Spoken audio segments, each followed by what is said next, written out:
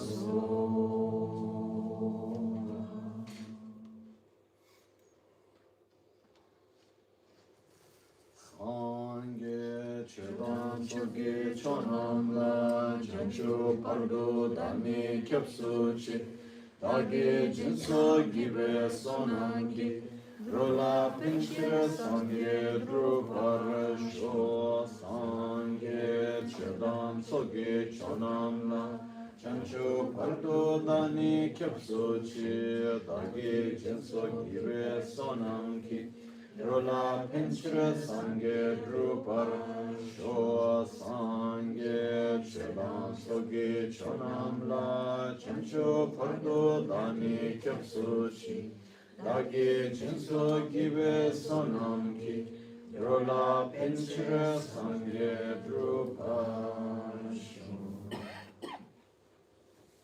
In the Buddha, Dharma and Sangha, I take refuge unto enlightenment through the practice of generosity and the other perfections.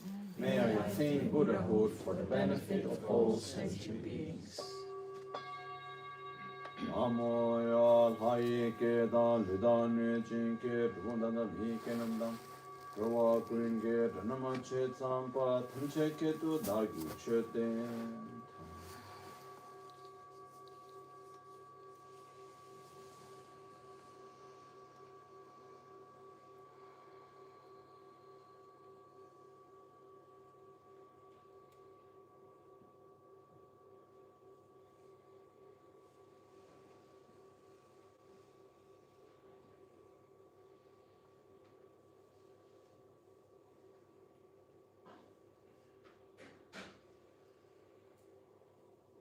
Good evening. Good evening.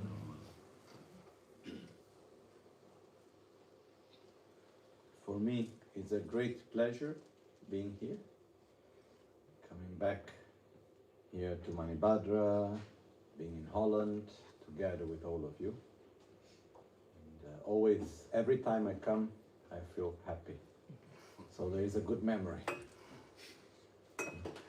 And another reason why I feel it's a pleasure is because very often most of us, we are, how to say, we live our daily life and we are dragged by our daily activities. So we need to solve problems, we need to enjoy the pleasures, we need to deal with the daily things we need to do in a very sometimes automatic way, because that's what we do every day. We need to do this and that and so on. And it's not something that happens very often that we dedicate some time to reflect upon some more deeper things. Maybe some of you do a lot, maybe not. But generally speaking, it's not something that we do very often. There was a great master that was born in the Bengal, West Bengal, where nowadays is Bangladesh. His name was Atisha, in the beginning of the 11th century. And he passed many years in Tibet, And there is one teaching from him, one text that he wrote, and there's a passage that says something like that. During the day, we are distracted. During the night, we are asleep. There are so many objects of knowledge, and soon we will die. Meaning that, during the day we are distracted. Distracted, it doesn't mean that we are like, I don't know if anyone ever saw a book called Struwwelpeter. Struwwelpeter? No, German? Uli, you know this book? Okay. So it's like, my grandfather was born in Germany. So for whatever reasons, I had this book when I was a small kid. And it's a book to try to say to kids that they need to be more aware and behave well like this.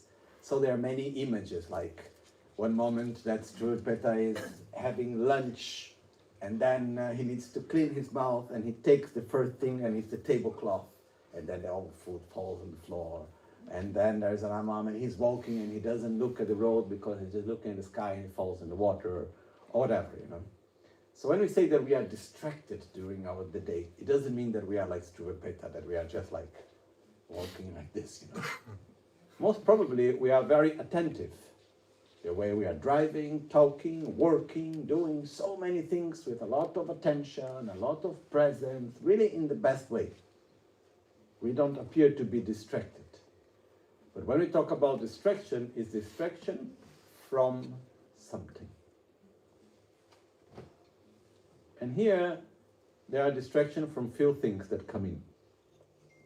On one side, we are not really being much aware of what is happening inside of us.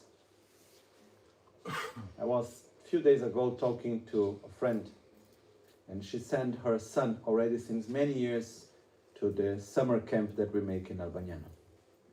And the name that we gave to the camp for the kids is, one of the names is that they are the explorers of inner space.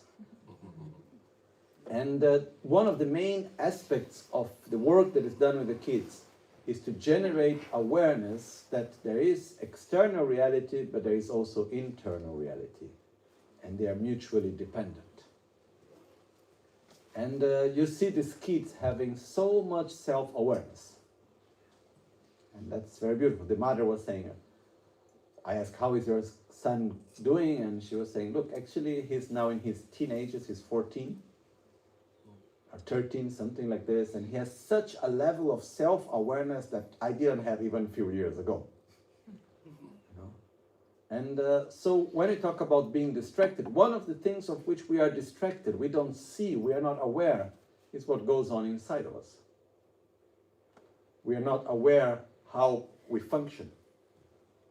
For instance, there is one dynamic which, the moment I started to look more at it, it changed a lot in my way of dealing with things. Is that whenever we feel something inside, we look outside of us for a narrative that will give us some explanation of why I am feeling this. And we try to look for a narrative, a story around of us, why I'm feeling anger or sadness and so on. And the more we find a story that is convincing, the more we feel this is truth. I have a reason to feel like this. And then we talk to someone else, and the person agrees with us. Then we talk with another 3 people, and 4 people agree with us.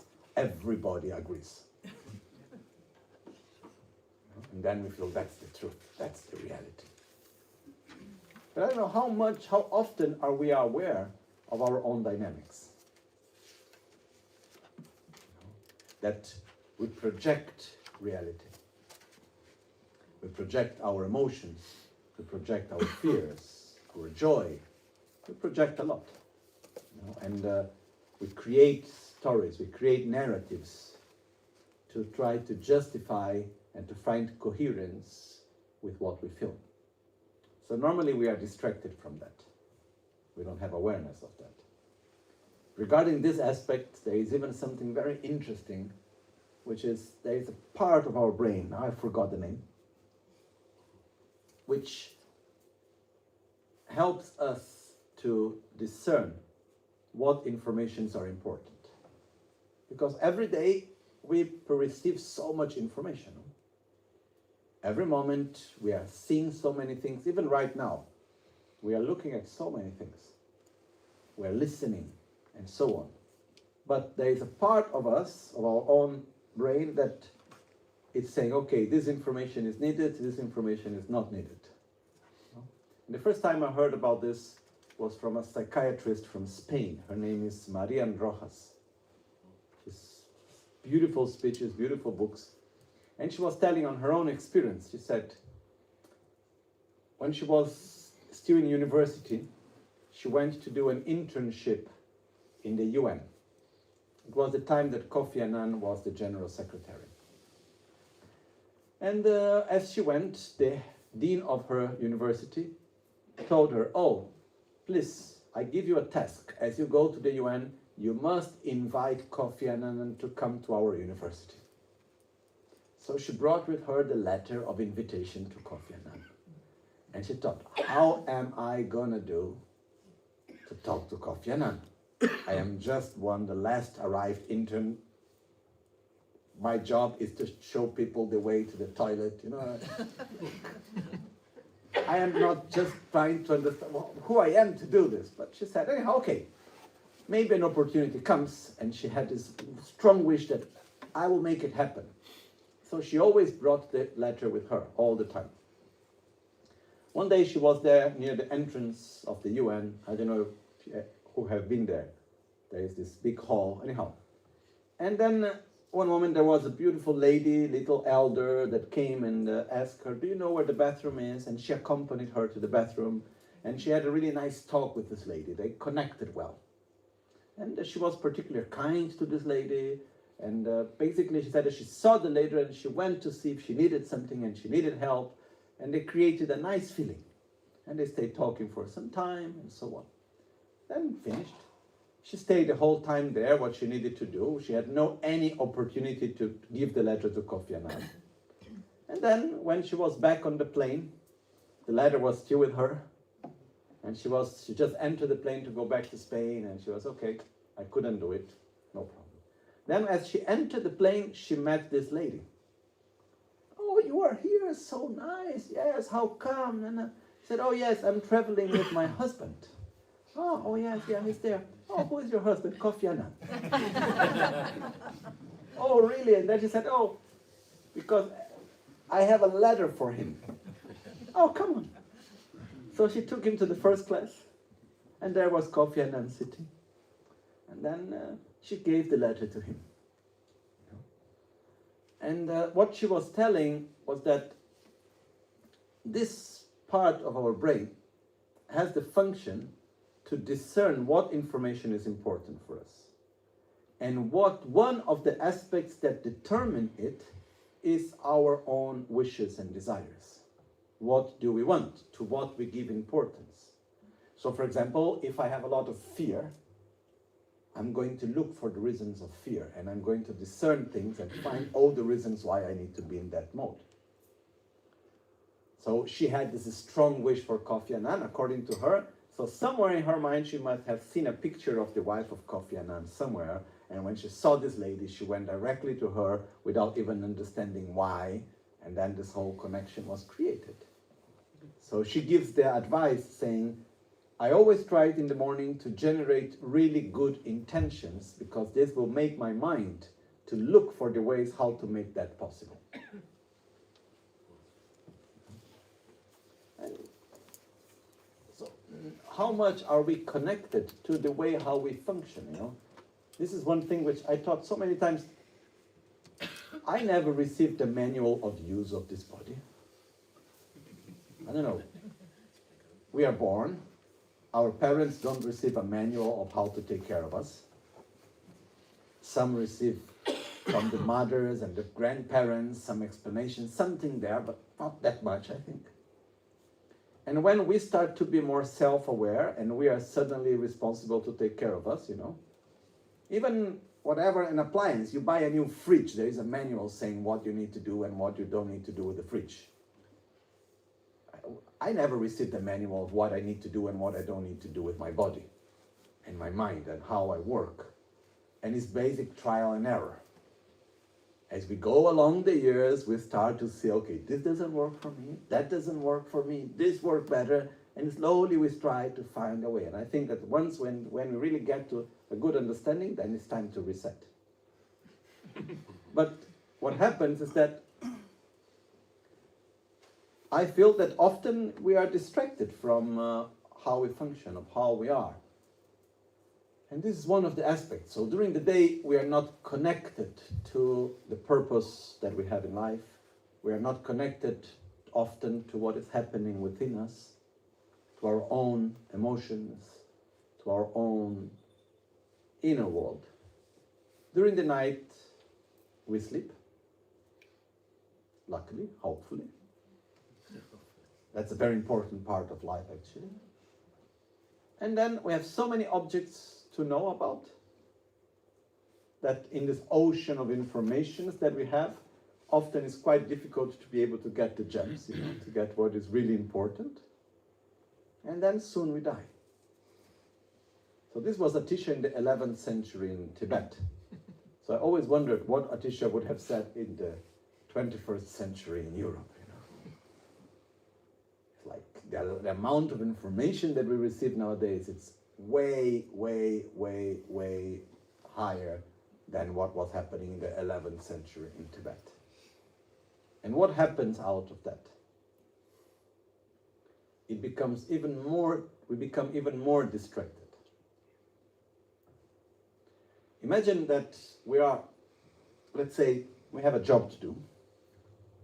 And in our job, we need to read a document. And as we read that document, we need to analyze what is inside, make a small, let's say, resume, a small summary of the document, and take 2-3 decisions regarding that. And we are trained to do it. Normally, for us to do that, it would take maybe 3 hours, 4 hours, and we have a whole day of work. We have 6 hours to do that job, or 8 hours to do the job. We get in the morning in the office, and we need to do that document in that day. So if normally it would take around 3 hours, 4 hours, I have 8 hours, do I have enough time? I would say yes, no? So first thing I arrive, I take the document, I start reading. Then come another document. I receive the other document, I look at it, the first thing I need to do, I need to discern what I do with this document. Is it useful or not? Oh, this is not useful. Go to the garbage. Go back to where I was. Okay, where I was, oh, there, okay, go back. Another document. What is this? That's important, priority, I need to do now. Okay, finished, go back to where I was. Then a few minutes pass, another document comes. This is okay. Okay, what is this? I need to not priority, after I do. Where, in which level of priority? But okay, this I will do the day after tomorrow. Then I go back to where I was. Then I write another document. Okay. How often are we distracted? Interrupted?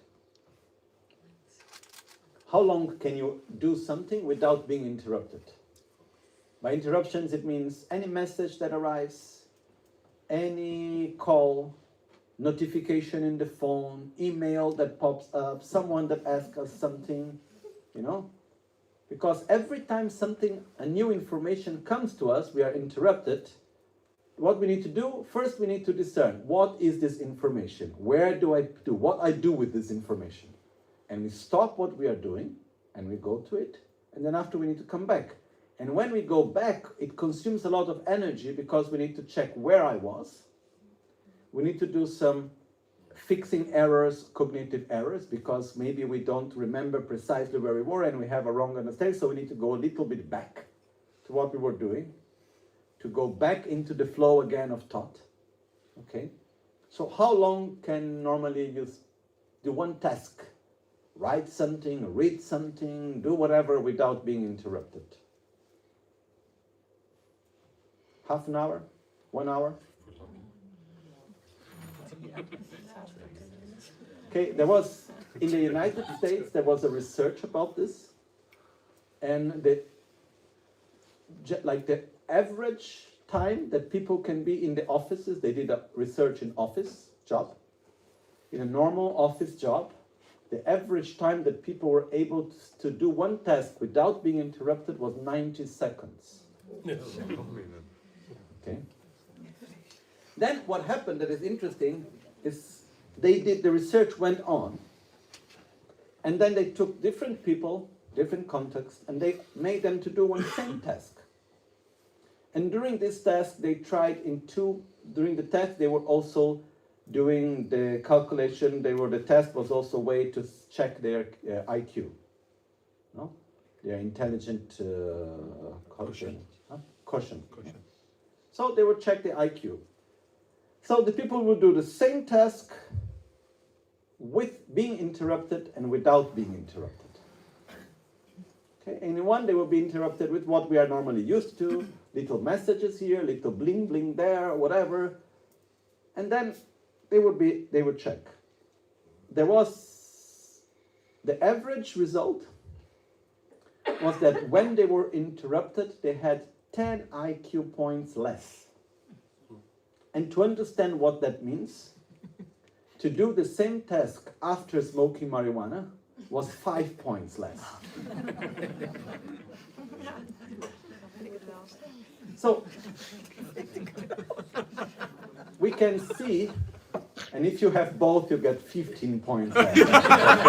But the point is that we consume an immense amount of energy just to deal with this superficial level of information that we receive every moment. Because our mind gives first priority to the first level information, which is what means superficial information. What I see, what I listen, what I taste, what I touch, what I smell, what arrives on the first level to our senses. Because if I am doing something and suddenly comes a sound, does it become priority? Normally, yes. Then I need to check what is that. Oh, that's not important. Go back to where I was. And this going back and forth consumes a lot of energy also. Okay. So, one of the problems that I see that we have a lot nowadays is that having so much information, we are not so much able to go deep into things. Because I try to go deeper, comes another information. Okay, I need to go back to that. And this research went over, the research I said before, they went beyond, and they came to a result which for me was like even the worst part of it. And what it said was that what happens when someone is constantly interrupted, and then suddenly it's not interrupted anymore? Try to imagine yourself. Suddenly you can do something without being interrupted. What we do? We interrupt ourselves. You start to get itchy. I need to do something else. 5 minutes have passed. How come I am still doing this, So we'll take the phone, just look, whatever. And then, there is this need. Because one of the basic aspects, also in Buddhist practice, we are made out of habits. Our body, our mind, body and mind, they are always together. It's like two manifestations of the same. It's not possible for anything to happen in the body that doesn't have a consequence in the mind, and it's not possible for anything to happen in the mind that doesn't have a consequence in the body. They are just two manifestations of the same. And we are made out of habits. And once something is a strong habit, to change it, it takes effort. It's not obvious to change a habit. Okay. And right now, we have the habit of having so many objects, of being in a very superficial level. And we have this incredible human capacity of adaptation. You put a human being in the most crazy situations, somehow we are able to adapt to it. This is one of the strengths of our species. The capacity to adapt to all different situations. We can be in the Sahara Desert, or we can be in the middle of Alaska, or who knows where. Somehow we are able to adapt to it. I saw this in myself in a way when I am for a few days longer in a very polluted city like São Paulo in Brazil. I don't perceive anymore the pollution, but when I arrived after a long time not being there, I feel the smell of the pollution, of the dirty air. I get allergic reactions from being there. Then after some time, we get used to it. You know, we are able to adapt to all different situations. And what happens is that when we receive constantly so much input, we sadly adapt to it. It looks like it is normal. Normal doesn't mean healthy. Doesn't mean that it's good for us. So this immense amount of information that we receive every day, one of the results that I believe it generates in us is this inner sensation of not having time. Let's go back to our thought experiment. And we are there in the office, we need to read the document. But every 90 seconds, something else pops up. We have 8 hours to do the job that normally would take 4. By the end of the day, could we do the job correctly? If we do it with a lot of anxiety. There is this inner feeling there is not enough time. Okay? And if we look, it's something that we have so often. Because being in a hurry doesn't mean not having time. It means having the sensation that we don't have enough for what we need to do. That we are here, but my mind is already there. I am in the present, but my mind is already somewhere else. I'm not able just to be. And it's very much to do with the mindset, but it's a lot to do with the amount of information that we receive. A few days ago, I had an experience that really, it made me think quite a lot. I was in a little village in Senegal, in Africa. In a place like 300 people living on a small island. In the inland, not like outside the ocean. You know, like small island, very, very simple place, like really, really very simple. And I really like to drink coconut water. And I was going around and I saw that everywhere there was so many coconut trees, but nowhere they were drinking coconut water.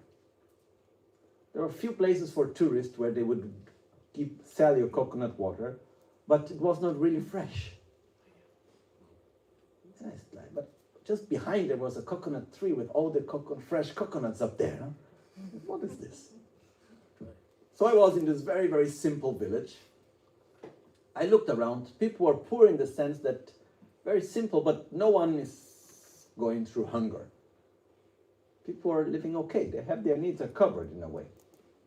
And very relaxed, everybody. Then I asked one guy that he was like the head of the village, and I asked him, but because he showed me just before that how they would climb into the palm trees, because from the palm trees they take a liquid that comes out of the palm tree and they make a sort of palm wine out of it. So they knew very well how to climb the palm trees, and it's the same to climb a coconut tree. So I asked them, and what about the coconuts? They say, oh, that's too much job. And we have so much coconut, who cares about it? I said, look, but the water is really good. The coconut is good to eat. You can make oil out of the coconut. With the coconut, you can take the fiber of the coconut and you can make mattresses and so many things out of it. And then the guy said, oh, that's too much job. And then he told me one thing which, beginning I said, strange. Then after it made me think a lot. He said, because, you know, once you have eaten, what else do you want in life? You know, I have food. I am satisfied. Why do I need to put energy into anything else? In our culture, we say this guy is really stupid. You have so many resources and you are not using them. In the same village, they have a lot of mangoes. And the guy told me, you know the mango? People here, maybe they eat one mango the whole year. Because there is so much, we don't give value to it anymore. And like you have these many trees of mangoes, that they have thousands of mangoes, and they just let them fall on the floor. The birds eat them and they live there. And in my logical Western mind, I was thinking, okay, even if you don't like the mangoes, you can still take the mangoes, cut them, dry them up, and after you can sell dried mango, which is actually quite good. At least to the tourists coming here, you know. But once I have eaten, what else do I want? But if I look at that guy and the way how the people were there, they were quite calm, quite relaxed. They manifested quite a satisfied state. They were actually much more balanced than many people that I know. I'm quite sure none of them need to take a pill to sleep. I'm sure they have quite good quality sleep, and their basic functions work very well. I remember one time a doctor told me, you know, to see if a person is healthy, a healthy body needs to do few functions. You need to sleep well, you need to wake up with energy, you need to have good appetite, and you need to be able to digest and do caca well. And if we look in our society, are there many people that have that struggle with this? No, I don't think people there struggle with this. Looking around, maybe, you know, I don't know well enough the society. But what I see is that when we get this immense amount of information, and we have this pressure that we need to produce, and we need to do so much, it generates anxiety. It generates this inner feeling of not having enough time. And when we run, and we run, and we run, and we run, and I have few friends that they would tell me, you know, today was a terrible day, I didn't produce anything. Excuse me? You know, taking a whole day just to be in silence, that means producing a lot. You are producing more calm, a more state of harmony. But somehow we have this idea that we need to do things. Okay? So there's a strong idea of needing to be productive, together with the immense amount of information that we constantly receive, to which we are addicted. It creates this space, this mode of being in which we have more and more difficulty to come down, to go deeper into any subject, to have a more better understanding about things. And it makes more difficult for us to go in touch with two fundamental aspects of ourselves, of our mind. One is our own creativity, and the other is our intuition. When we look to the great artists and great businessmen and women, people that did things that others were not able to think about, most of them, from what I know, they valued a lot the time where they were like apparently doing nothing. Like Einstein would say, when I have a real problem, I need to find a solution, I go for a walk. I do something that has nothing to do with that subject. And Einstein, he had this idea that the best answers to his questions and things would come from his intuition. And he had the intuition in this state between being awake and sleep.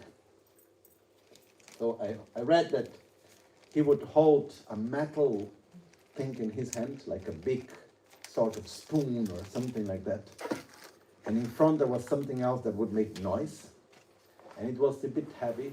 And he would start thinking and trying to bring his mind to that subject and trying to fall asleep. And then when he would start falling asleep, the hand would go down and then he would wake up with the noise. Because he didn't want to fall asleep, he wanted to stay in that state between he was asleep and awake. And he said that the best things came from his intuition. One day, the kids were in the summer camp in Italy, and then we took them to the forest. I was not that day together with them, but our team took them to the forest. And they went walking in the forest. And then one moment, they just said, okay, we stop here, everyone in silence. And then they didn't give any other instruction. Then the kids start asking, what do we do? I said, nothing. What do you mean nothing? Nothing. You can invent something in silence. Oh, but what do we do? No, we don't tell you what you need to do. Just you can invent a game or something, but not telling you what to do. Just don't do anything. So in the beginning, the kids were like this. They were around 12 to 15. 12, between these kids were about, most of them around 12, 13 years old. Around 40 of them. Then after 15 minutes passed, half an hour passed. After 45 minutes, there was a moment in which they were just like that. And then suddenly, slowly, they start to invent games and invent things. And it was like the most beautiful moment. And when they came back, they were all in silence and they were having a lot of fun. And then they put all of them in a circle.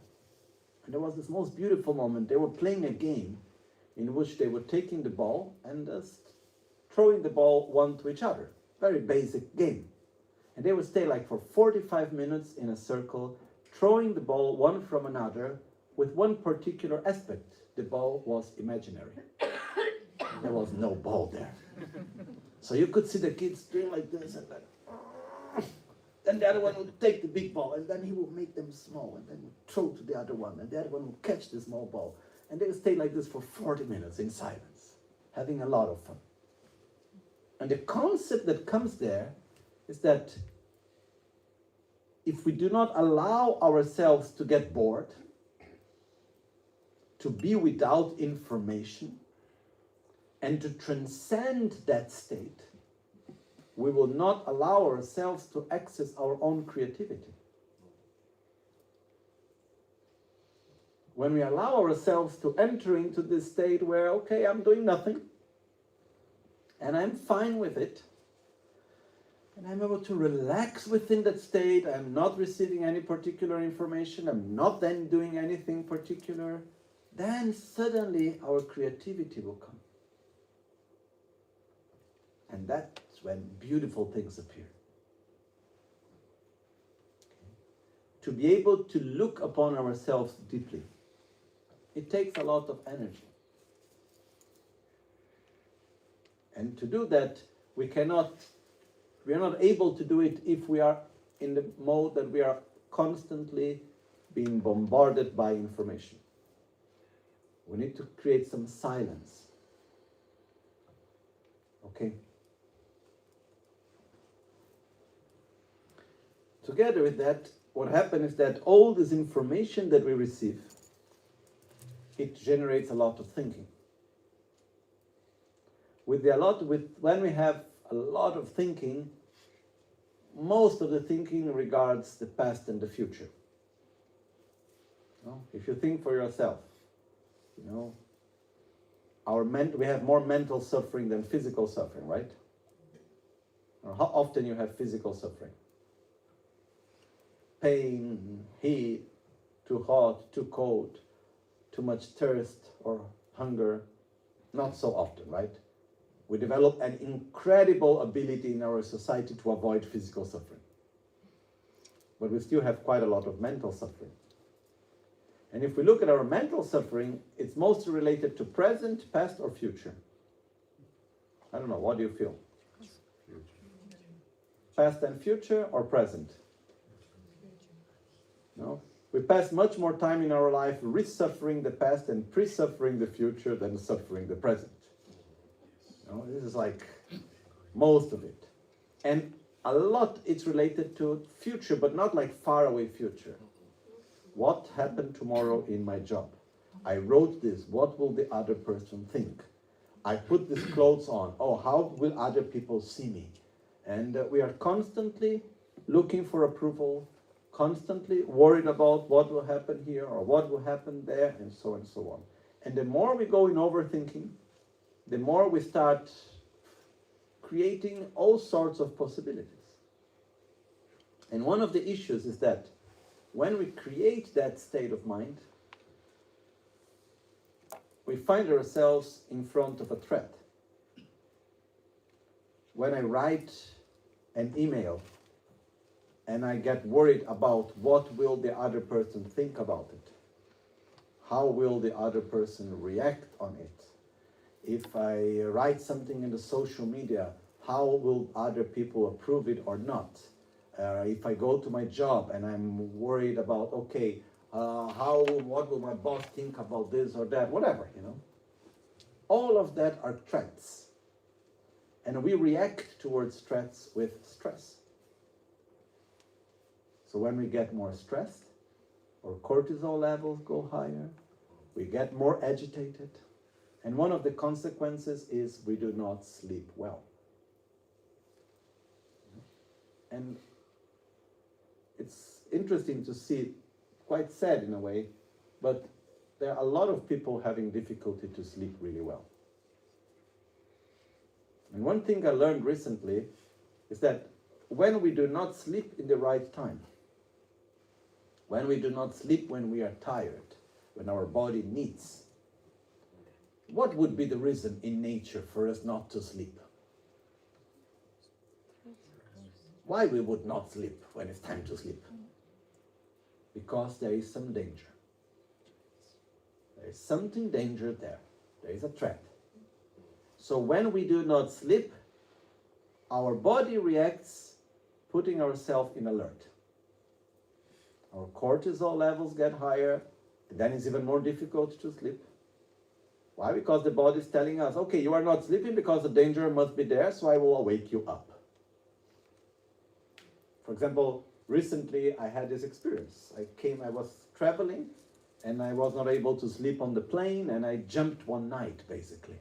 I arrived 4 a.m. in Spain, and then I needed to go to see a friend that is in the hospital, and the whole day went on, and when I arrived home, it was 11 in the night, and I didn't sleep the night before, and I was extremely tired, but I had a lot of difficulty to fall asleep. And I think many of us have experienced this. When we are too tired, it's even more difficult to fall asleep. And one of the reasons, from what I understood, is that our system is telling us, why are you doing so stupid things, you know? Why you are not sleeping in time? Because our body is not thinking, I have not arrived home yet. You should sleep.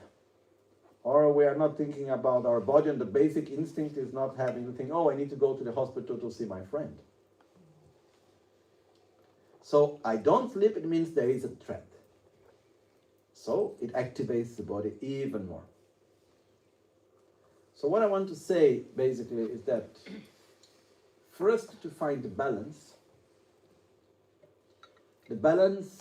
it's only made if we act on all different levels.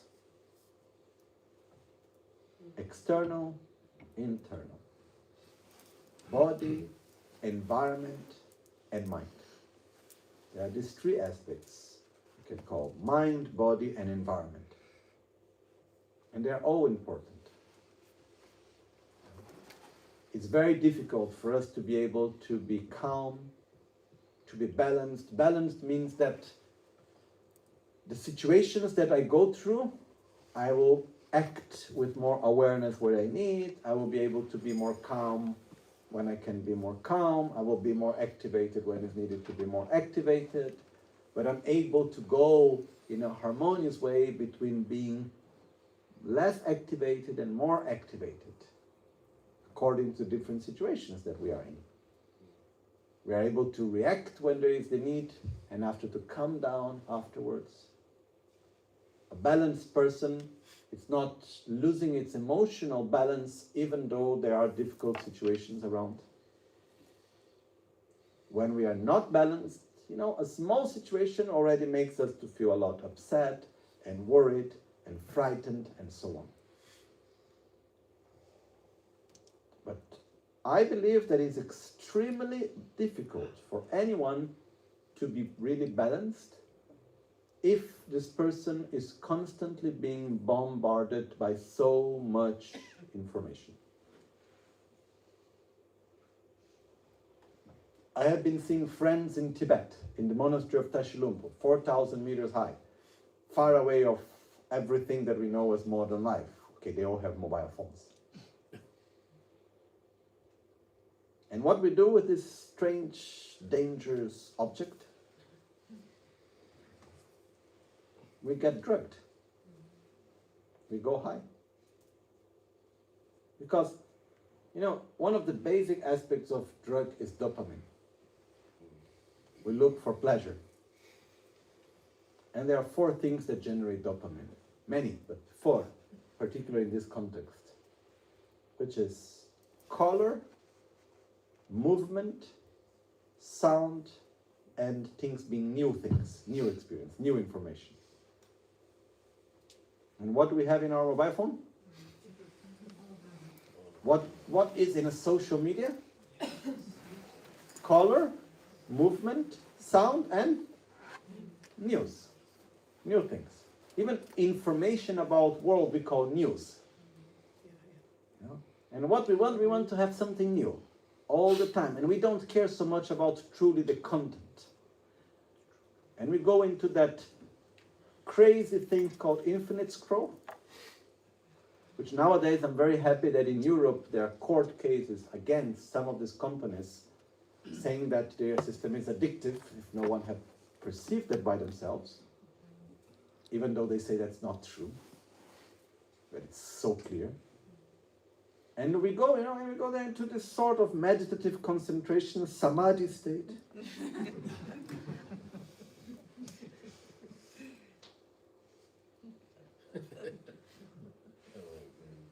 How long can we stay into that?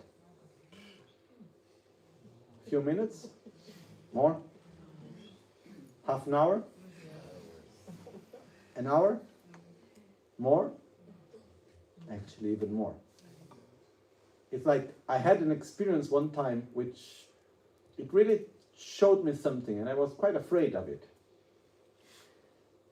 Already some years ago, my dog had puppies. So Maitri, my elder dog, had some puppies, and in the first week we were told, look, you cannot allow the dog to be completely alone with the puppies in the first week, because there is the danger of the dog laying down on top of one puppy and then the puppy can die without lack of oxygen. So you need to be nearby, and if you start listening when little puppy crying, you go there to check what is happening. So we needed to give turns to stay the whole night awake for a week.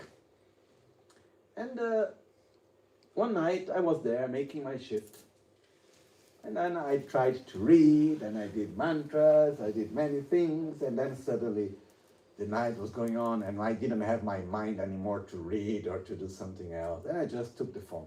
I went into YouTube. And then I saw something I hadn't seen before. It was called YouTube Shorts. Now it's common. At that time it was something quite new, and I didn't know it was before. These horizontal short videos. Okay, nice.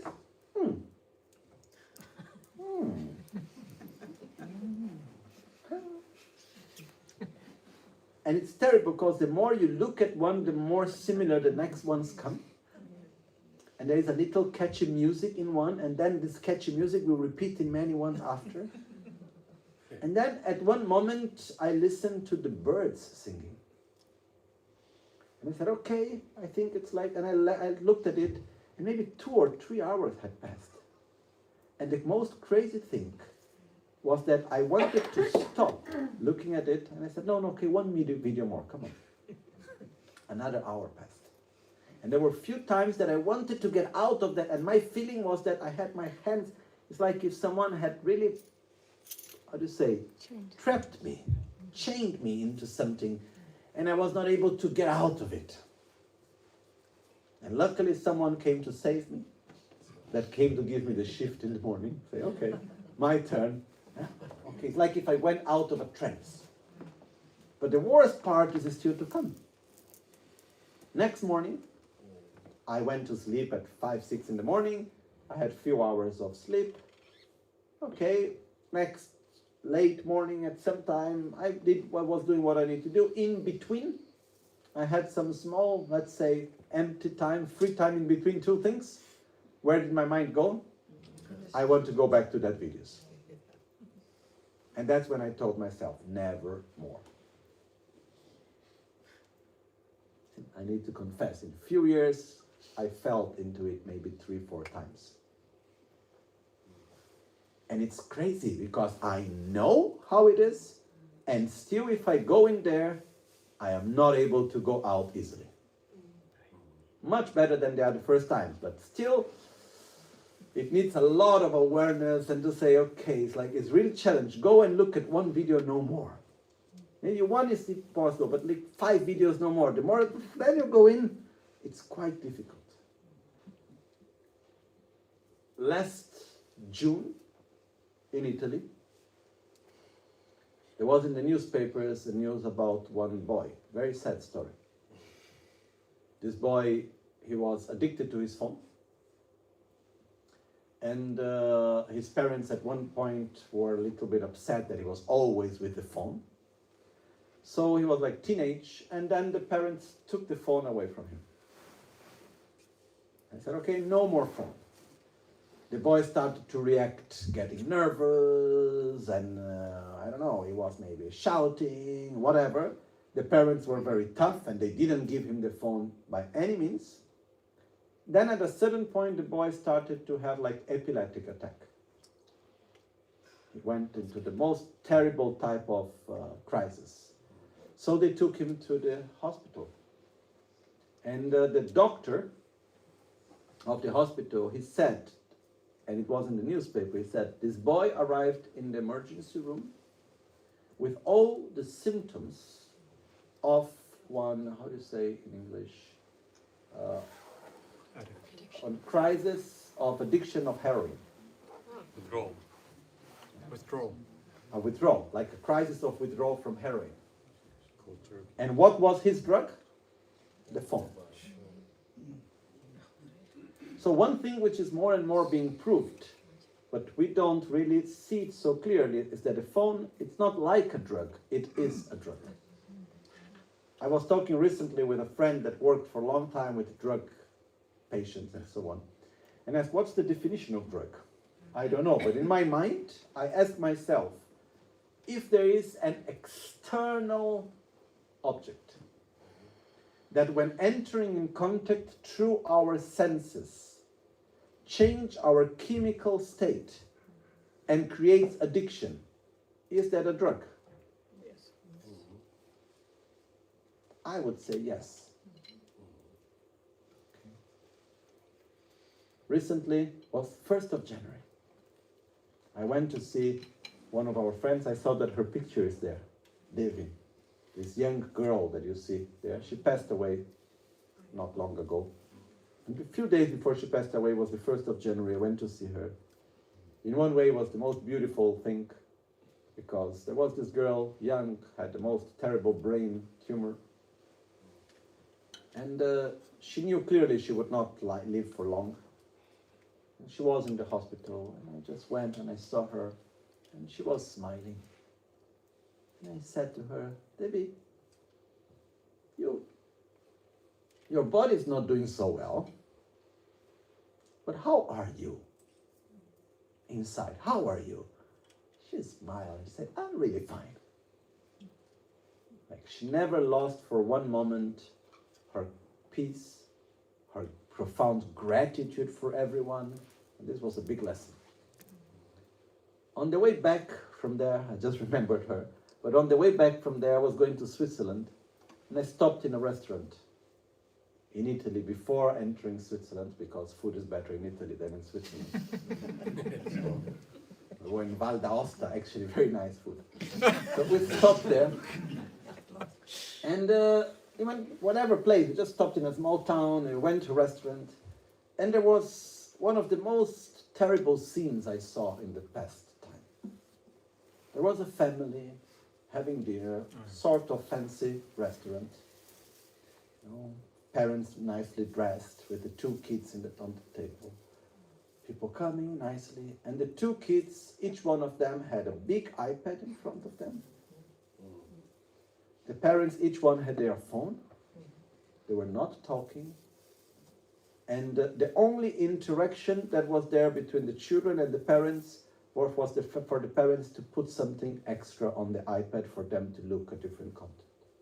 And when the daughter, at one point, tried to interact with the father and tried to get attention from the father, not through the iPad, the father scolded her quite badly. Like, you are bothering me. What is this? Go back to your thing.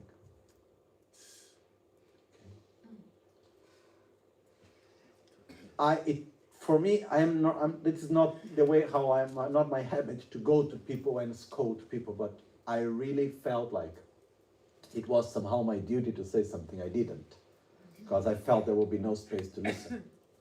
But I thought, what would happen if instead of the iPad, the parents, would give to each one of the kids a joint to smoke, or some cocaine?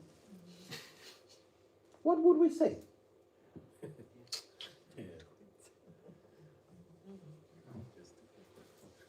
The fact is that someone may say, oh, you are exaggerating.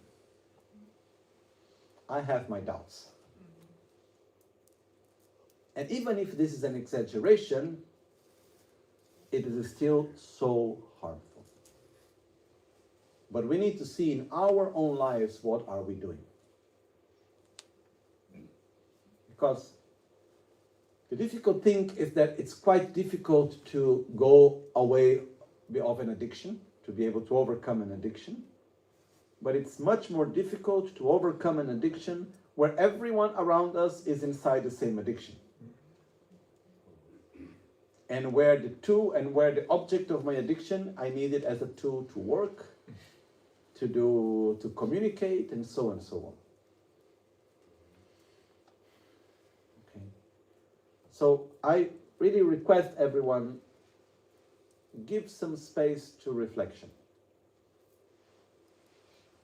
Check how much each one of us is truly addicted to all this amount of information.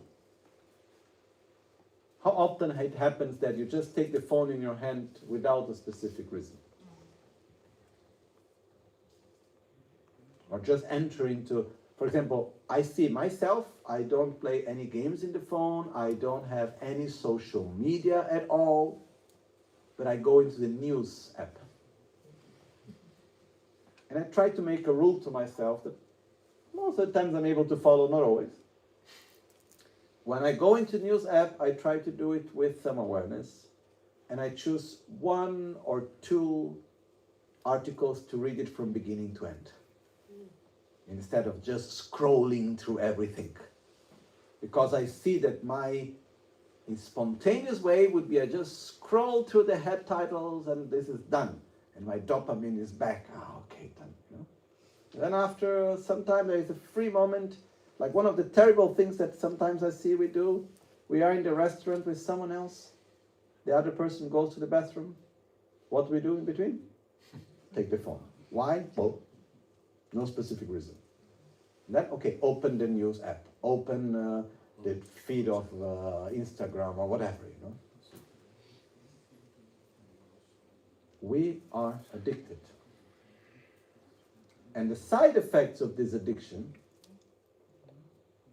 we have more and more mental agitation, more and more recurrent thoughts. It's difficult to calm down our mind. And this has effects on our health, effects in our lifestyle, in our relations. It is more difficult to listen to others. Recently I was reading a book of one contemporary philosopher called Byung-Chul Han. I don't know if any one of you ever heard about. He's half Korean and German. Okay, his book is like very, the way of the language is like very philosophical way and so on. But there was one part which really touched me. He made a whole reflection about mobile phones. And he was telling something that the mobile phone is something through which we are in contact with the whole world. We can do everything there. We can contact people, we can look at the maps, we can call for food, we can buy stuff, we can see the news of what is happening in the world. Like the phone is like sort of a doorway, portal to the whole world. But the whole world is in the phone through the filter of what I want, when I want, how I want. Because I see what I want to see. I can talk to anyone when I want to talk. So actually it creates a dynamic in which we get more and more self-referential and more narcissistic.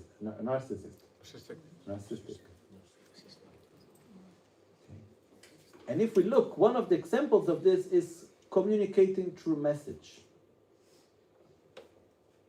Like more and more we have difficulty calling people. We rather would send a message.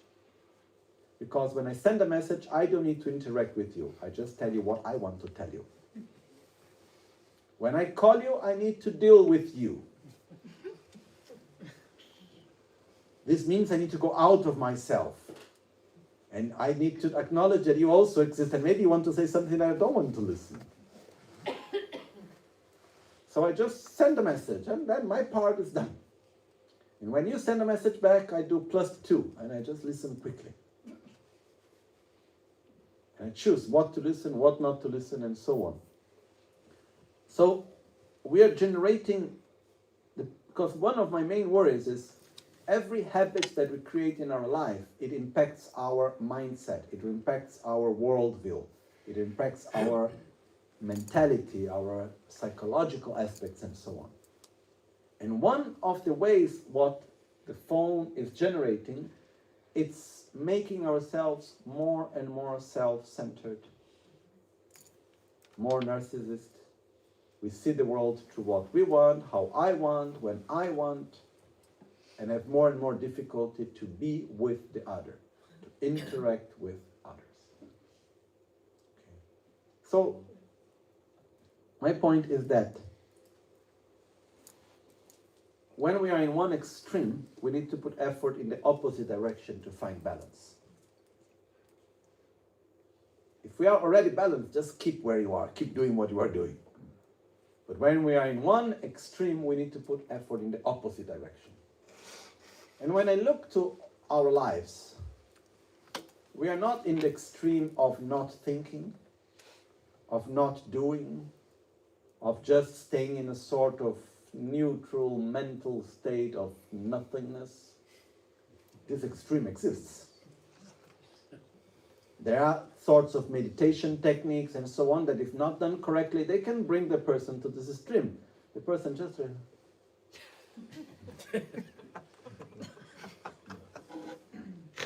hours can pass, you know. I saw friends like this. They just go like this. Then you ask, but what is happening? They said, nothing. That's the pleasurable thing of it. Okay. But then this is going to another extreme, which we call mental dullness. There is no particular thought, there is no mental clarity. The opposite of it is mental agitation. Too many thoughts, the mind is never still. We are thinking, the mind jumping from one object to another all the time. So what is our extreme? We are more in mental dullness or more in mental agitation? I believe most of us are more in mental agitation, right? So we need to calm down. We don't need to activate ourselves. And one thing which sometimes I wonder, how come, no? Most of us have awareness that we are too activated, or not.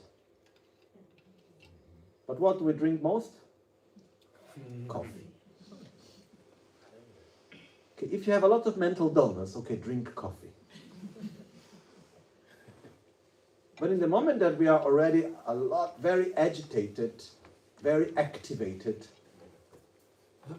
we need to do the other way. We need to put the effort on the other direction. We need to calm down. We need to do things more slow. Again, one of the key aspects of our life, the most powerful aspects of our mind, of ourselves, is our intuition and our creativity. And to do that, we need to create space. And this is to do with our relationships.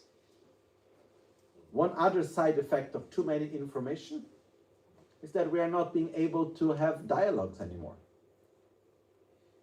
to listen to each other. One of the manifestations of this, we can look in the social sphere, political world. You know, from my perspective, our own democratic system is going towards collapse because we are not able to have dialogues anymore. We have double monologue. But this is not happening only in the political sphere, it's also happening in our daily life often. So, because to have a dialogue, the most difficult part is not talking, it's listening truly, openly. Because to listen, I need to have space. I need to acknowledge your existence. I need to respect you.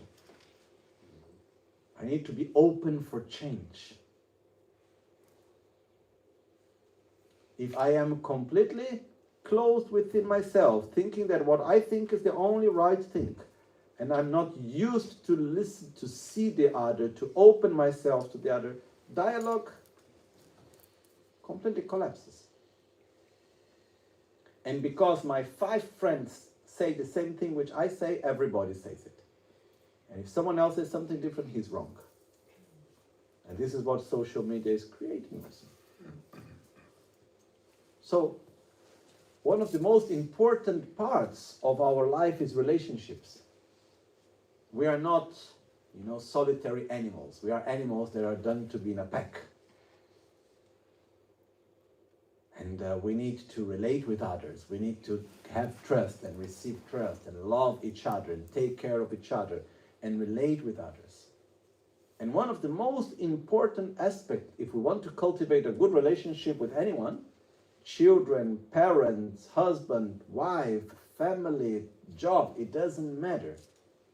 It's communication, it's dialogue, it's listening to each other, being able to exchange our views so we gradually are able to have a common view about something. Find common grounds. And to do that, we need to listen. But we are not able to listen if we are too busy with too many informations that are superficial. It becomes more, and we have less and less space, less and less patience. I don't know if anyone experiences this in life. When I look around, I see that often when there is the need to listen to someone, looks like I'm wasting time. This is the common feeling that I see. One time more? Often I see that when people need to listen to someone, they generate the feeling that they are wasting time. Okay. When actually it's one of the most important things that we need to do is to listen. It's by listening that we can use as a mirror to understand ourselves better. To be in front of someone that have a different view of mine, oh, that's so precious. It helps me to see my own view better. To understand, maybe I change my mind, or maybe I say, okay, my view is it's better. And now I understand that it's even more correct. But it's so difficult to be able to listen if we have no space. If we are too busy with so many things. So, right now my feeling is that we are into one extreme. We are very activated, always running, mind going up and down from one object to another all the time. difficulty just to be and to be calm, to create space. So we really, really need to put an effort into that direction. Okay. There are some basic key points that we can develop. Okay. And even before we do some more advanced meditation technique and so on, the first thing we need to do is we need to gain more control of the information that we receive. And it's not simple, or better, it's not easy, but it's simple. One very simple advice. Turn off all the notifications in your phone. No more popping things coming, bling, bling, no. When I need, I open and I check. I was reading even that there is one new diagnosis. How do you call that in English? Apnea. When you don't have air. Apnea? Okay. There is one diagnosis which means email apnea. And it's a real diagnosis. Which is people that they work in the office and they're always looking if there's a new email will come. Maybe they're doing something and there's always the possibility of a new email to appear. So they're always like holding their breath because maybe something will come, you know. And there is a physical state of apnea which is created by the anxiety of information of the emails coming. Not even relaxing in that way. So, it's so important for us to control better what in Buddhism it says to gain control over the doors of our senses. What I see, what I listen, what I touch, what I taste, what I smell. And for me it's like, how many things are we doing right now without being aware of? Is our kidney functioning? Yes. Is anyone giving instructions to the kidney right now? Or to the liver? Okay, you need to purify the blood. Look, I ate that before, whatever. Or giving any instructions to the intestine or anything else? How many things happen in our body that needs like autonomous decisions and things? There's an immense amount of things happening. You know? We have, if we look of all the activities happening inside of us, how many activities we actually are aware of and we can make decisions in relation to our body? Percentage-wise. 2. 1? 2? I think less than 1 even. And we are able actually to harm all the rest by that 1%. Huh? One of the aspects of our freedom is what I see, what I listen, what I touch, what I smell, and so on. And there is a lot of power into that. So one important thing is everything I see, everything I listen, and so on will transform myself. There is a very basic law in physics, which is wherever there is interaction, inevitably there will be transformation. It's not possible there to be interaction without change, without transformation. So everything I see, everything I listen, everything I touch, I smell, I taste, changes and transforms myself. So, one of the first steps which is necessary is for us gradually, because not possible to do from one day to another, to go through one of the first challenges of a spiritual path. And the first challenge that we have is to love ourselves. And how does this challenge manifest? There are 4 different types of objects that we interact with. It can be persons, situations, food, objects of our 5 senses, and then there's the 6th sense, which is our thoughts and memories and so on. Okay? There are 4 types of objects. The first 2 we don't need to worry about, which are things that I like and are beneficial to me. We don't need to worry, anyhow we're going to try to get them. Then there are things that I don't like and harm me. I don't need to worry about that because anyhow I will try to avoid it. Then the other 2 are the real challenge.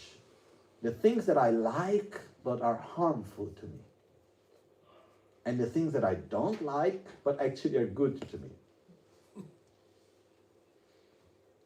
So when we talk about loving ourselves, one of the key points is our ability to cultivate what is beneficial to us and abandon what is harmful to us, independently if I like it or not. So the priority is not anymore I like or I dislike, is it good or bad for me? And the first step, the first level to deal with it is food. There are things that we like to eat but are harmful to us. So what shall we do? Stop eating it. Why? Because it's harmful. Full stop. There are things that I like watching but which are not good to me. So what shall I do? Stop watching. Watch something else which is good. Eat something else which is good.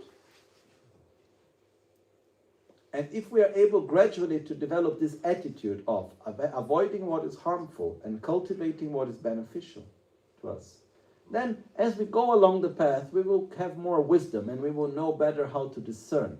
And we'll go in a more profound way.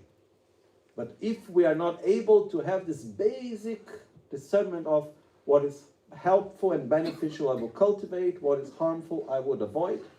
If we don't have that inner strength, we can develop all the knowledge of the world about what is good and what is bad. It's completely useless. So there is this basic level of loving kindness towards ourselves, which is, I want to take care of myself. Okay. And here, I leave you with this task, this challenge. We are not able to avoid everything at once, but try to start one thing a week. Okay, what is harmful to me but I like, that I want to avoid this week? One thing. Okay, and if it's not going so well, so easy, you keep it for the next week, until there is a point when you add another second thing. And what is beneficial that I don't like so much? I don't like waking up early. Oh, that's good, but I need to do it. Okay, let me start a little bit earlier. Oh, what is good for me, but I don't like? Oh, I don't like to do this exercise. Oh, but it's good for me. Start with it. One small step at a time. Really small, not big. If you think I want to do 10, you start with 3. But that's one of the key points. Buddha said to us clearly, I am my own protector, I am my own enemy. And we need to be aware of that. And this means another challenge, which actually is even before the one I just said before, which is to stop victimizing ourselves. I am not the victim of the world. I take the responsibility of my life upon my own hands. And I will take care of myself. And I will do everything to be of benefit for others. Then we can slowly be able to act with more consciousness. Okay. Can someone just give me a reference of time? Just because. It's 9. Okay. So,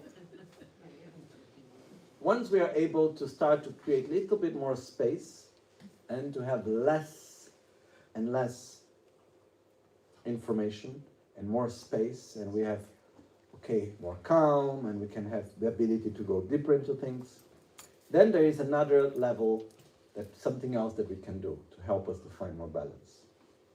And who gave me this insight to put it together in this way were the kids of the summer camp, as I was today talking about them. This, because they enjoy so much the summer camp, they also wanted to have a winter camp, a spring camp. So we had the winter camp, and it was 3 days only.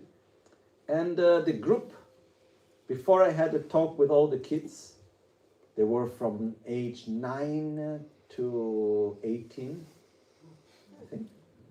And they had all together some talk, and then the people helping to facilitate it, they told me, oh, the subject that came about from the kids, that they want to have a better understanding, is the difference between needs, dream,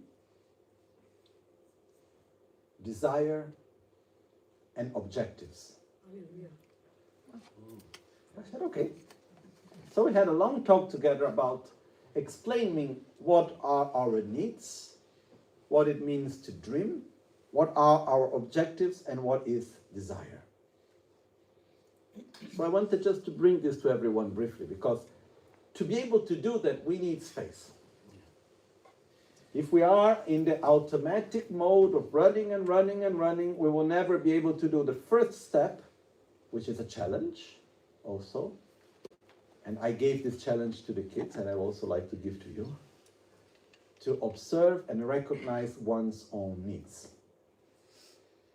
A need is something that, being aware or not being aware, it manifests. I look for it. I would generate the craving. I would try to find a way for it. If I am hungry, even if I don't think about and I don't understand that I'm hungry, I'm still going to look for food in a way.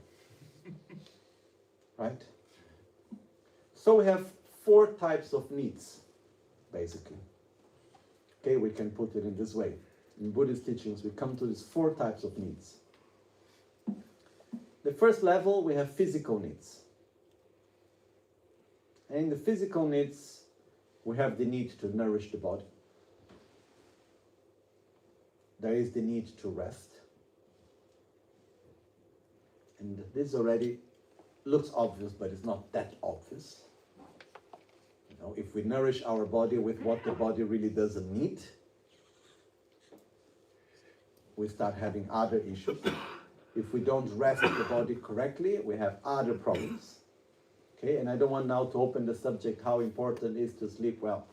It's incredibly important. More than what any one of us can imagine. That's my understanding. Okay? But we need to recognize our physical needs. So try to, take a piece of paper and write down what are my physical needs. Not my wants, my needs. Okay, I need to be nourished well. I need to digest well. I need to expel what is not good of the food that I ate correctly. I need to have good rest.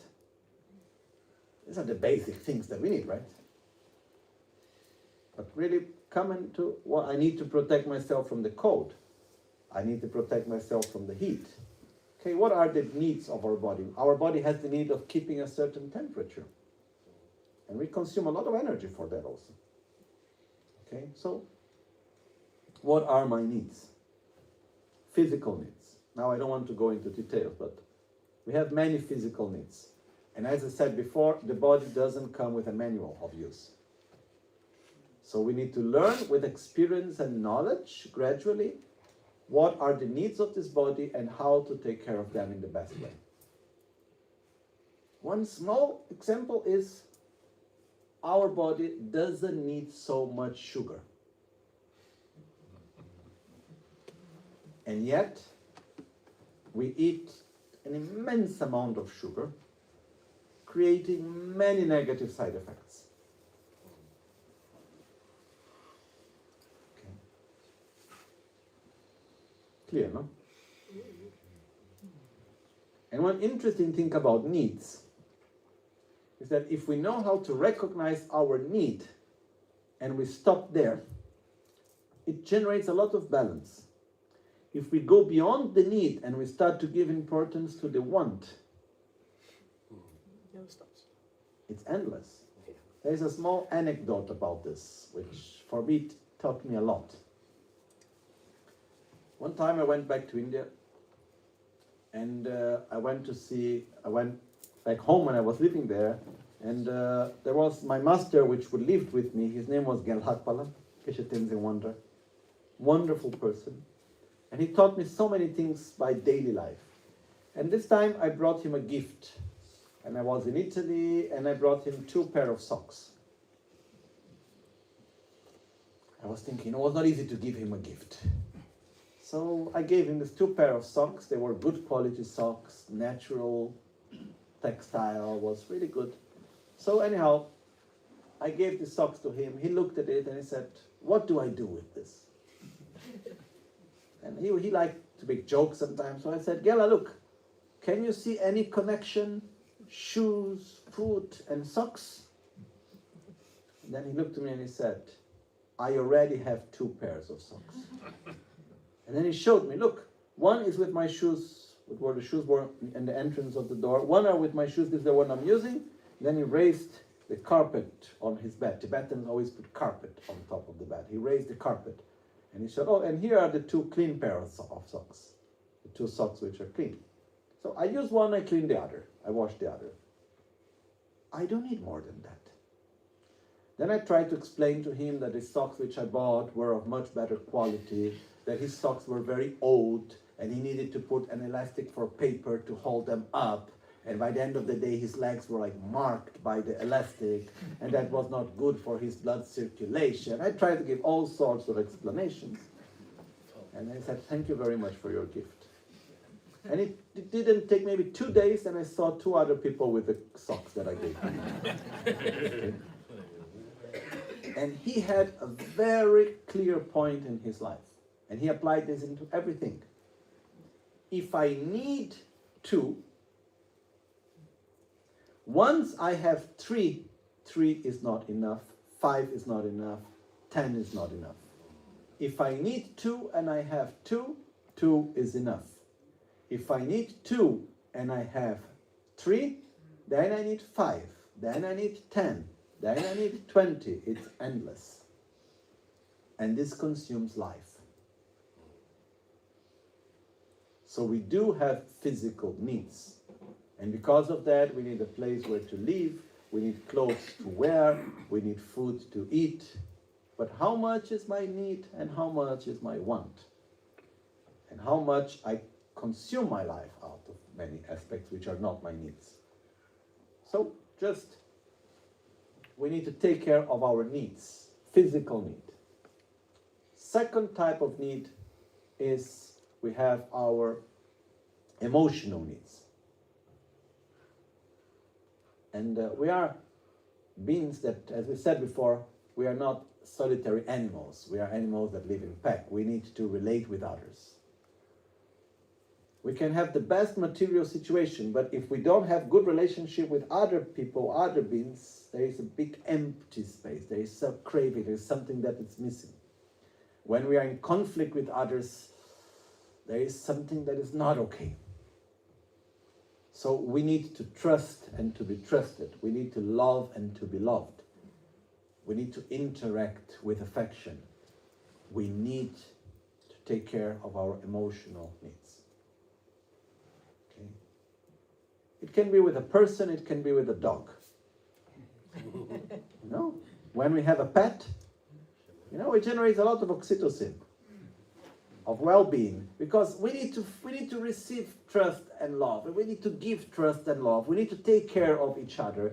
This is part of our emotional needs. We could go on and hours about the subject, but we do have a lot of emotional needs. And one of the key points of it is that our emotional need is mostly satisfied not by being loved, but by loving.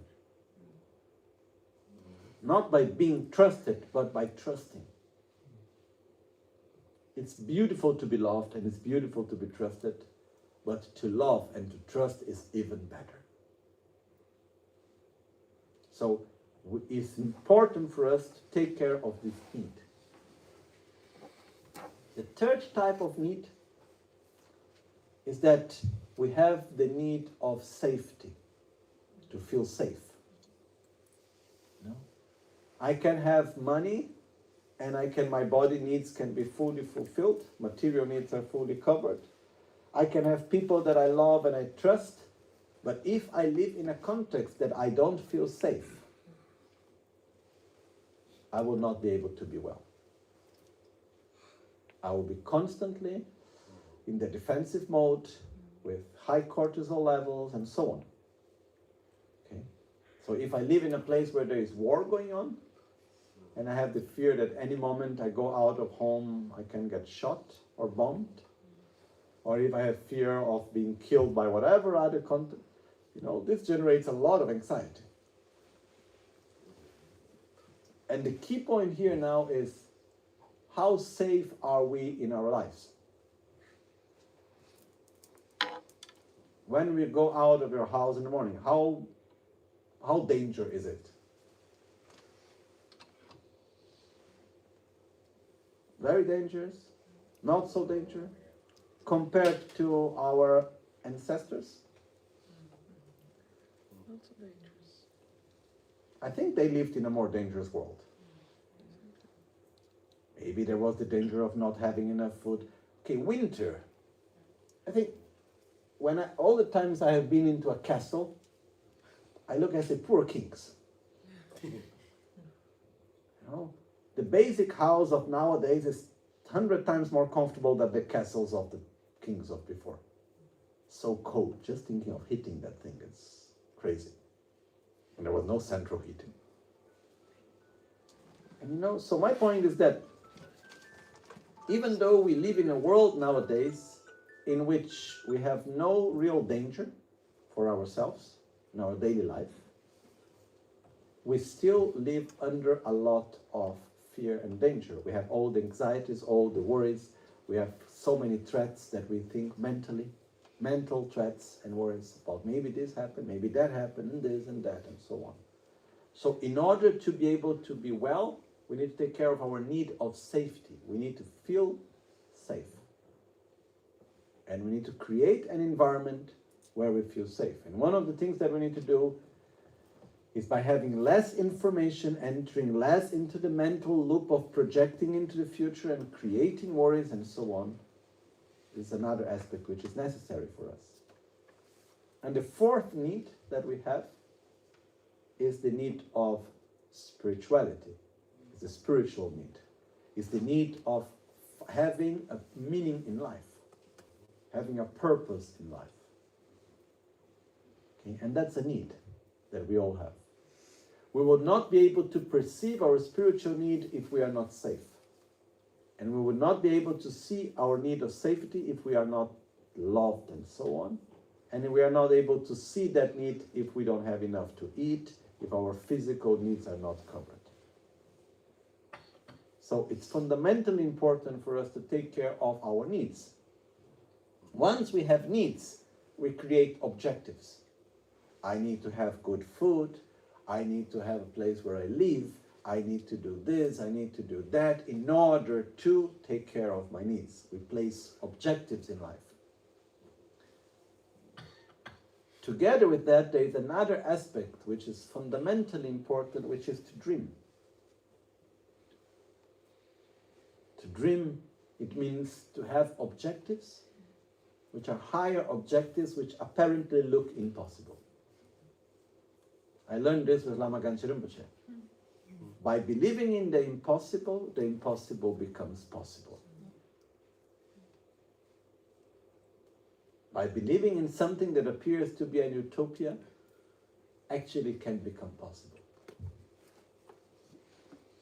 And Nietzsche, the philosopher, one of the concepts that he taught, I didn't go deep into his teachings, but there was a part in which he talked about what he said would be the last man. And he said that in the future, which is now our present, he said human beings are going to live in a world in which they will look towards the stars, say how beautiful they are, but they will not allow themselves even to desire them because it's too difficult to get there. In other words, he said it will be a time in which people will look at higher objectives, but they will say, oh, it's too difficult. I don't even allow myself to desire it. Better I just stay in a comfortable daily life. So we live in time in which sometimes we do have dreams, but we do not allow ourselves to believe in our dreams, to go after them truly. If you ask anyone, do you want peace? Everybody, most of the people would say, yes. How much do we give priority to that in our life? How much do we really go for it? So it's fundamentally important for us to go back to allowing ourselves to dream and to follow our dreams. Okay? And desire is the energy that makes us move. It makes everything happen. Is that when we project ourselves into something and say, oh, how good it would be if that would happen, where we are attracted by something. We do not do that which we don't want. So one of the key questions is, what do I want? And this want, it can be driven or by a need or by an objective. The objective can be created, again, or by a need or by a dream. So when I had this talk with the kids, I gave them 2 tasks that I like to share with you. If you feel it's something good for you, please you do it. The first task is write down your needs. Give some time to reflect upon what are my needs. Physically, emotionally, regarding safety, spiritually. What are my needs? Try to reflect upon it. You don't need to give the answer in one moment. Slowly, you can make it more and more clear. But write down what are your needs and how important it is to fulfill your own needs. What do we do for that?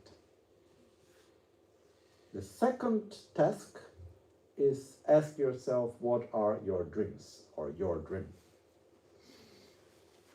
Maybe the first dream is to have a dream, which is already something, huh? But what do I want beyond the present moment? Allow yourself to dream. And once we have a clear dream, then we can place objectives. And I like to conclude sharing with you a dream. I developed this dream, this higher objective, this utopia, well, the first time I came to Albagnano in Italy. It was an evening, I had arrived from India. It was raining and dark, and our friends, Francesco and Gabriella, came to pick me up in the airport. And I was almost arriving in Albagnano, I was really tired. And Francesco told me, oh, even though you are tired and it's dark and it's raining, I will go along the lake because it's more beautiful. And I had my thoughts, my mind saying, come on, Francesco, just take me as soon as possible home. I need to rest. Who cares right now about the lake? I cannot even see it. So just to say that it was not a mystical moment, okay? It was a very, very simple, basic moment. And while I was there along this dark lake, tired and raining, a thought came to my mind, very powerfully. And the thought was, problems exist and will always exist. And then I had this feeling of relief. I said, oh, that's so good. Because until that moment, my main objective was to solve problems. I had this expectation that somewhere, when everything is fine, where all the problems are solved, everything will be fine. But what our experience shows us in life. When one problem finishes, another one starts. And what happens when there is the exception? One problem finished, there is no other problem coming. We create it. So this is the basic rule. So when I understood that in a deeper way for myself, that's when from that came my dream, came my objective. And I translated, my objective is not anymore to make things go well, to fix things, to try to create a perfect world around me. I want to be in harmony with myself and others. I want to be well. I want to be in harmony, to be in peace with myself and others, independently of where I am, with whom I am, in what situation I find myself.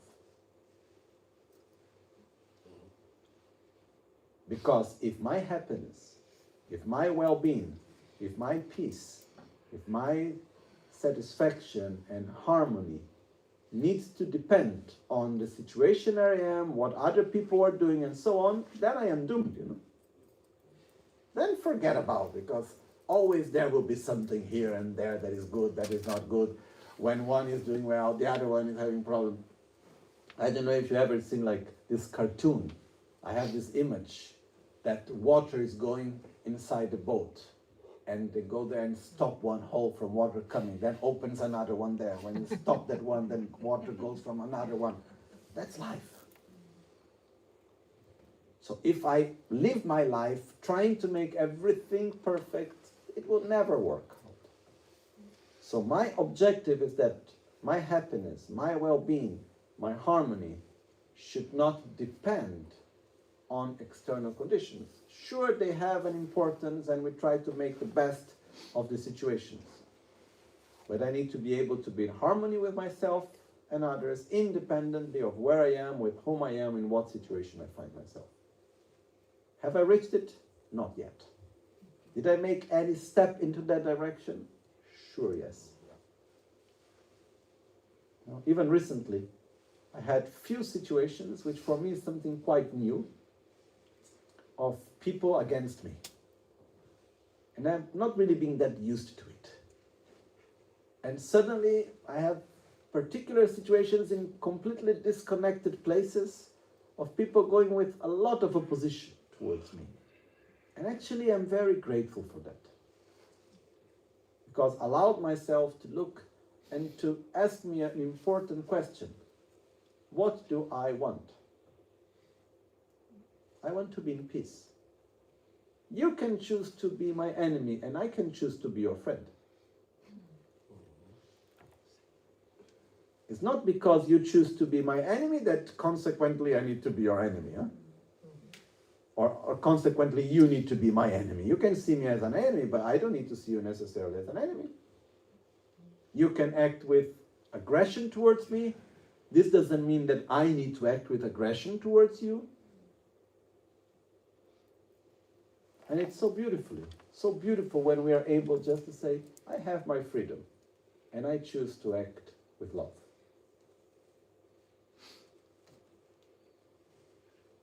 And it's possible. We can make it.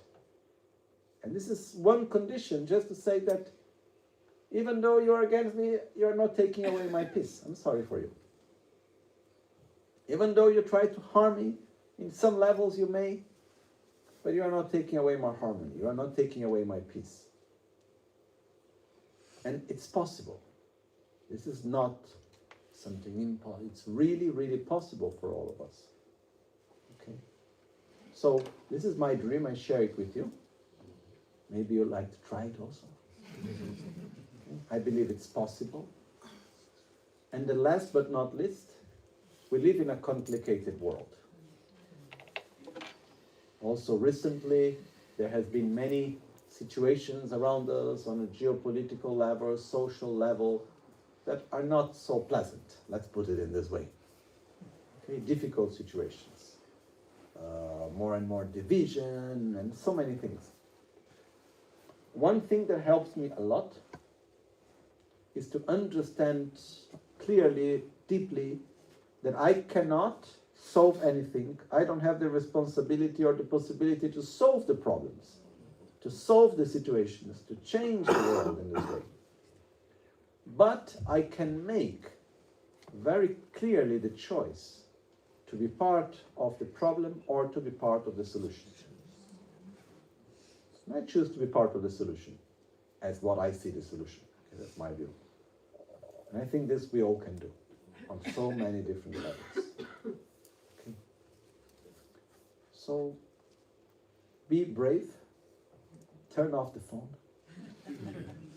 go to have a walk without taking your phone with you, turn off the notifications of the phone, allow yourself to look the other person in the eyes and have a nice talk instead of sending a message, even though you could send a message.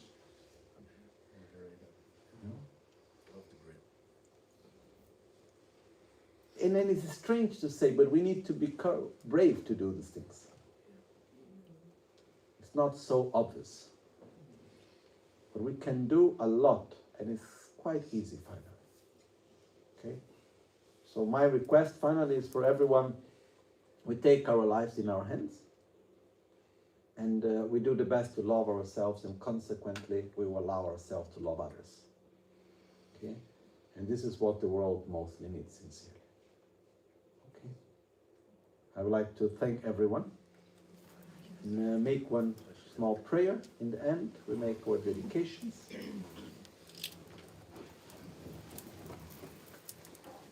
Jetsu lame kutse rakten shi namkar trine chokyur gepada losam tempe drume sasumgi drove munse taktu ne gyur chi nimo delek sendele nime kuya delek shin Ninsam taktu delekpe koncho sumgi chingilo koncho sumgi madrupso koncho sumgi chashisho.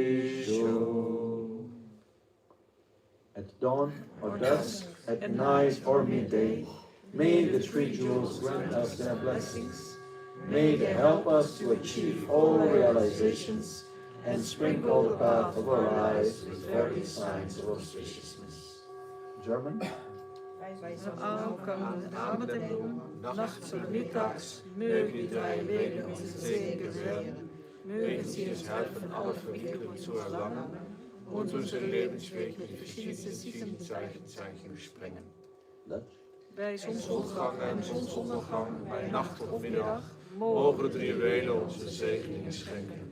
Mogen zij ons helpen alle realisaties te verwerven en het pad van ons leven besproeien met varierende tekens van voorspoed.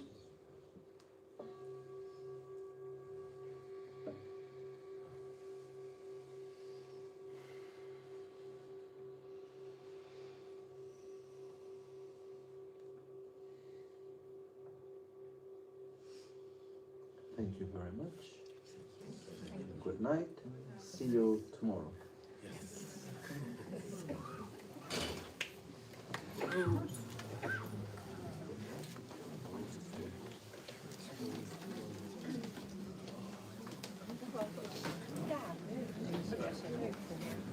Heel logisch.